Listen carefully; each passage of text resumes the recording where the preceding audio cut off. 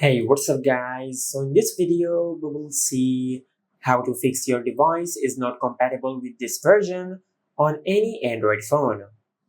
Now for the first method to fix this issue, just go to your home screen and tap and hold on the Play Store icon. Then tap on the I icon, then go to Storage. And from here tap on Clear Cache and tap on Clear Data. Then select Delete. Now once you do that, just go to your home screen.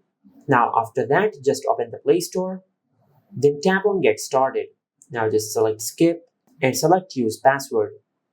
Now just enter your password. Now after that, just search the name of the application which you want to download.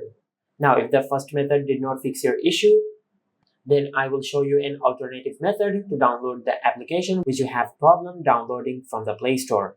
Just go to your home screen and open the web browser app. And in the search bar, just search the name of the application which you want to download. In our case, it is Good Luck. Now once you type the name of the application, after that just type download APK.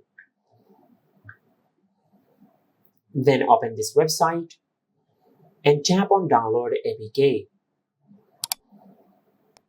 Now just tap on download APK one more time.